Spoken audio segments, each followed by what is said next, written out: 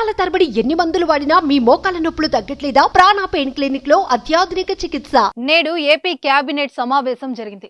ముఖ్యమంత్రి చంద్రబాబు నేతృత్వంలో ఉదయం 10 గంటలకు సచివాలయంలోని మొదటి బ్లాక్ లోని కేబినెట్ హాల్లో మంత్రిమండలి సమావేశం నిర్వహించారు.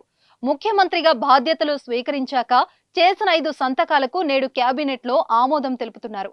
జూలై నుంచి పెంచిన పెన్షన్లు అమలు చేయాలని ఆంధ్రప్రదేశ్ కేబినెట్ నిర్ణయించింది.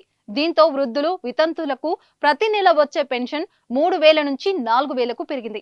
ఎన్నికలో ఇచ్చిన హామీ మేరకు ఏప్రిల్ నుంచి పెన్షన్ బకాయిలను ప్రభుత్వం చెల్లించనుంది.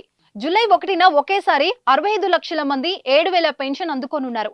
ఆ తర్వాత ఆగస్టు 1 నుంచి నెలకు 4,000 పెన్షన్ వస్తుంది. సోమవారం జరుగుతున్న కేబినెట్ భేటీలో మెగా డిఎస్సికి ఏపీ కేబినెట్ ఆమోదం తెలిపింది. 16,347 పోస్టుల భర్తీకి ఏపీ కేబినెట్ గ్రీన్ సిగ్నల్ ఇచ్చింది. సుమన్ టీవీలో మీ పర్సనల్ అండ్ బిజినెస్ ప్రమోషన్స్ కోసం కింది నెంబర్కి కాంటాక్ట్ చేయండి.